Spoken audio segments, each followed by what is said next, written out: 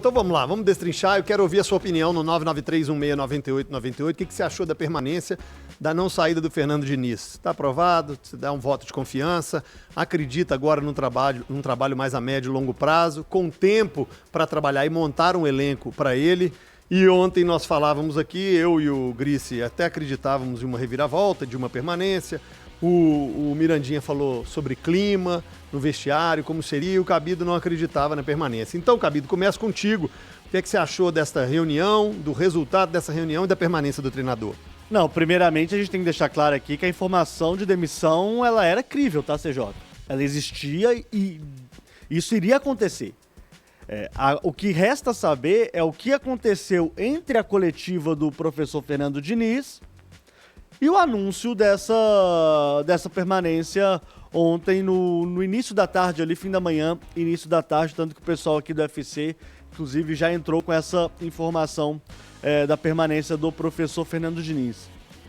CJ, eu fiquei sim surpreendido, eu não acreditava numa permanência do professor Fernando Diniz, até mesmo porque as informações que a gente tinha em relação ao clima no Cruzeiro é que era um clima que estava ali tenso, era um clima de muita cobrança, era um clima de uma situação que estava muito instável.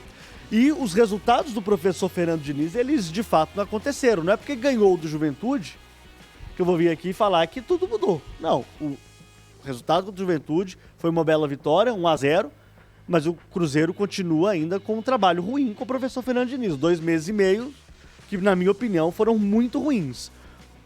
Mas é aquilo.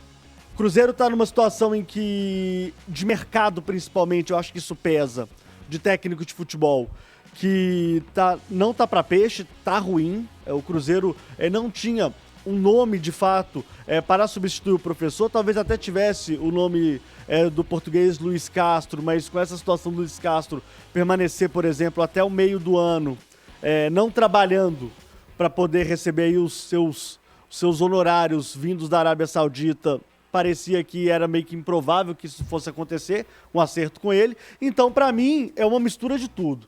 Acho que sim, teria que dar um voto de confiança para uma continuidade de trabalho e que o mercado também não estava tão bom assim para o Cruzeiro fazer uma mudança, mais uma troca de rota, mais uma mudança de direção para a próxima temporada. CJ, a mim me surpreendeu bastante. Te surpreendeu, Grice? Como é que você vê com naturalidade a permanência? Ô, CJ, surpreendeu? Eu acho que não, porque eu falei ontem aqui, né? Assim, é claro que é uma surpresa de certa forma, né? Porque, de fato, como disse o Cabido, a informação de que o Diniz seria demitido não foi algo inventado pela imprensa e colocado às pressas, né?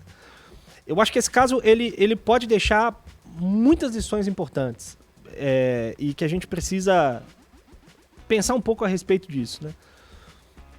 Acho que tem que ficar uma lição para o Cruzeiro de trabalhar, como disse o Diniz mesmo, mais para dentro do que para fora. Falar menos e fazer mais, né? Trabalhar internamente, pensar no melhor para o clube internamente e fazer com que isso possa fazer com que o Cruzeiro tenha um trabalho cada vez mais sólido, cada vez numa direção um pouco mais correta. Eu acho que o Cruzeiro acerta por linhas tortas, né?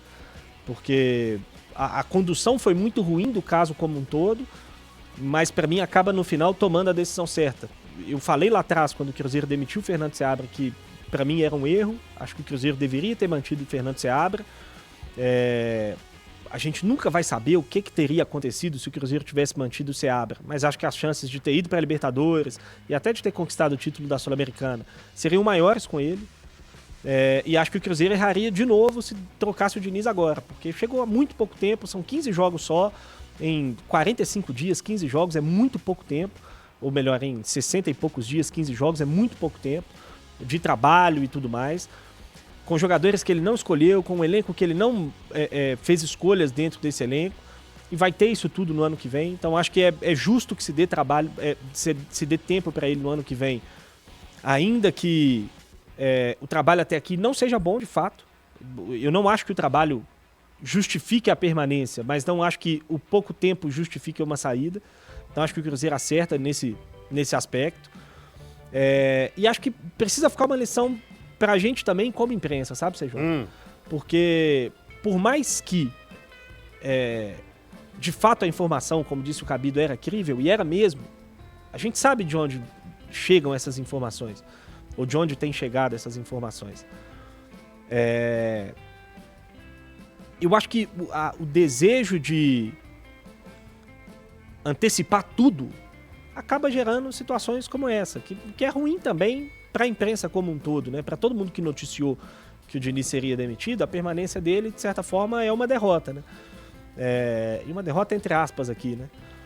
Mas é muito ruim. Então esse desejo de querer antecipar tudo antes do clube oficializar, já tratar alguém como demitido ou como saído, é muito ruim para a imprensa como um todo. E acho que a gente precisa olhar um pouco mais para esse papel, que é o que o Diniz fala tanto, sabe? De olhar para o ser humano que tá lá e tudo, porque assim, eu ficaria muito incomodado, cara, muito incomodado, se o Diniz fosse para uma entrevista coletiva e falasse assim, cara, outro dia eu ouvi aquele programa da 98 lá pela manhã, aquele Vinícius Grissi lá não tá dando liga no programa, não tem nada a ver com os caras do perfil do programa, acho que a 98 deveria demitir ele.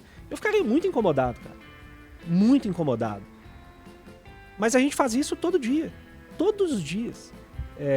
E eu me coloco nesse meio, não tô me colocando acima disso, não. Já cansei de fazer. E acho que a gente precisa olhar um pouco para isso também, sabe? A gente tem o papel aqui de analisar. É a nossa profissão. Analisar o que tá acontecendo e tudo. Eu sou um comentarista de futebol.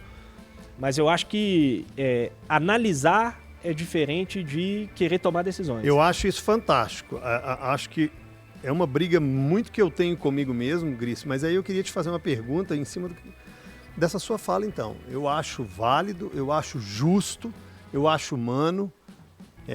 Já fui taxado aqui como passador de pano por justamente tentar enxergar mais o lado humano por vezes do que o profissional.